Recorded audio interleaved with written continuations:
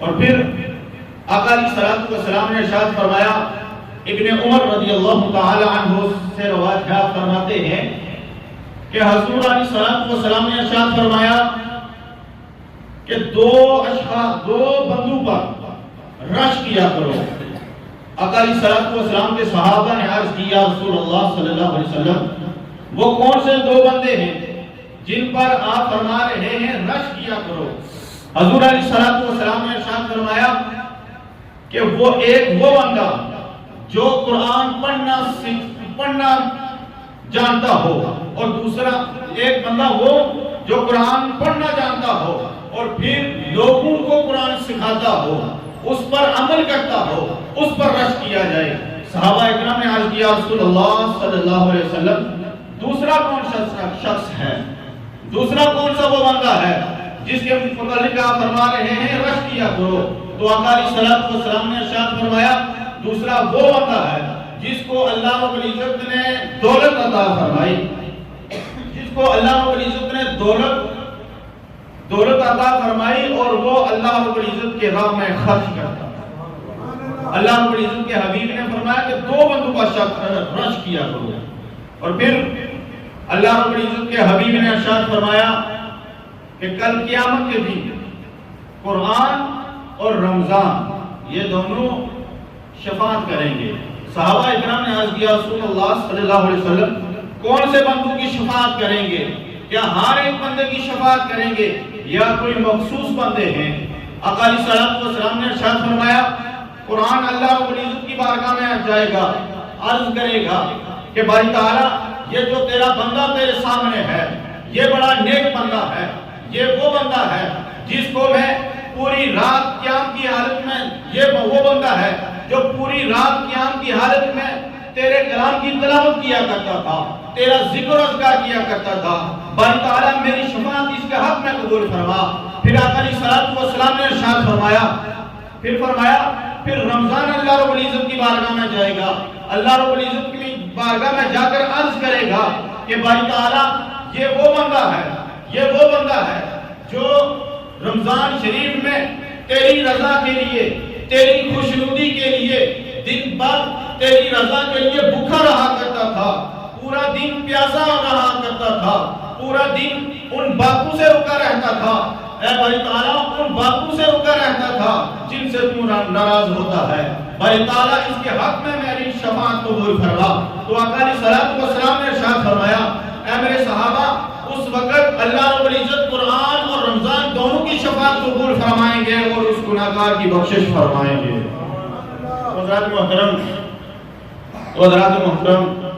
یہ رہا ہے،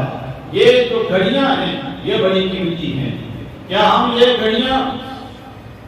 جو قیمتی گھڑیاں ہیں، کیا یہ اللہ رب العزت کے رضا کے لیے، اس کی خوشنودی کے لیے گزار رہے ہیں یا ہم ضائع کر رہے ہیں؟ یا ہم اپنی گھڑیاں خود جانتے ہیں؟ تو اللہ رب العزت کی بارگاہ میں دعا ہے کہ اللہ رب محمد وعلى آل سيدنا ومولانا محمد مبارك وسلم عليه ربنا آتنا في الدنيا حسنة وفي الآخرة حسنة وقنا عذاب النار وقنا عذاب القبر وقنا عذاب الحشر وقنا عذاب السقر وقنا عذاب الميزان اللهم استرنا بسترك الجميل اللهم اهدنا الصراط المستقيم وادخلنا الجنة مع الأبرار يا عزيز يا غفار يا رب العالمين ربنا افرغ علينا صبرا وثبت أقدامنا وانصرنا على القوم الكافرين ربنا تقبل منا إنك أنت السميع العليم وتب علينا إنك أنت التواب الرحيم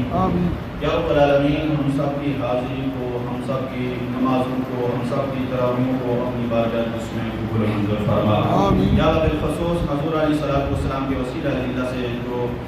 قرآن پاک نماز تراویح میں ختم کیا گیا، اس کو اپنی بارگاہ میں قبول منظور فرما۔ یا رب العالمین، حضور علیہ الصلوۃ والسلام کی بارگاہ میں پیش کرتے ہیں قبول منظور فرما۔ حضور علیہ الصلوۃ والسلام کے والدین کرمین صحابہ اکرام رضوان اللہ تعالی علیہم اجمعین کے پاک دربار میں پیش کرتے ہیں قبول منظور فرما۔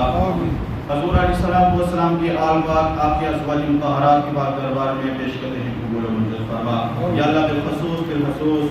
پیروں کے پیر روشن زمین جناب حضرت غوث اعظم رضی اللہ تعالی عنہ کے دربار میں پیش کرتے ہیں قبول منظور فرما۔ فرما یا رب العالمین بالخصوص قبلہ حضرت صاحب کی دربار میں پیش کرتے ہیں قبول منظر فرما قبلہ سلطان عالم رحمۃ اللہ تعالی علیہ کی باب دربار میں پیش کرتے ہیں قبول منظر فرما یا رب العالمین بالخصوص قبلہ حضرت صاحب کے خاندان کے ساتھ تعلق رکھنے والے جتنے بھی چھوٹے بڑے اور بزرگ اس دنیا سے جب وسیع سب کی ان کو اس بات میں قبول منظر فرما صاحب کے درجات میں مزید بلندی عطا فرما یا رب العالمین حضور علیہ الصلوۃ والسلام کے وسیلہ جلدہ سے اس پاک کلام کی برکت سے جن احباب نے نماز تراویح میں قرآن پاک سنا یا اللہ ان کے کاروبار میں مال میں اولاد میں برکت عطا فرما یا اللہ ان کے عمر میں برکت عطا فرما یا رب العالمین حضور علیہ الصلوۃ والسلام کے وسیلہ جلدہ سے اس پاک کلام کی برکت سے جتنے بھی مسلمان حالت امام نے اس دنیا سے جل وسیع سب کی بخشش مغفرت فرما سب کے صغائر کو گناہوں کو معاف فرما جنت الفردوس میں اعلیٰ ورفع مقام عطا فرما یا رب العالمین حضور علیہ الصلوۃ والسلام کے وسیلہ جلدہ سے اس ماہ مقدس کی برکت سے پاک کلام کی برکت سے یا رب العالمین جتنے بھی مسلمان پریشان حال ہیں سب کی پریشانیاں دور عطا فرما بیمار حال ہیں ان کو شفاء کاملہ عطا فرما جتنے بھی مسلمان مصیبتوں میں مبتلا ہیں ان کو مصیبتوں سے نجات عطا فرما جتنے بھی مسلمان بے اولاد ہیں ان کو نیک و صالح اولاد عطا فرما یا رب العالمین جتنے بھی مسلمان اولاد والے ہیں ان کی اولاد کو نیک و صالح بنا یا رب العالمین حضور علیہ الصلوۃ والسلام کے وسیلہ جلدہ سے اس ماہ مقدس کی برکت سے ہمارے ملک پاکستان اور آزاد کشمیر کے خیر فرما ان میں امن عطا فرما یا رب العالمین تمام مسلمان کو آپس میں اتفاق و اتحاد کے ساتھ رہنے کی توفیق عطا فرما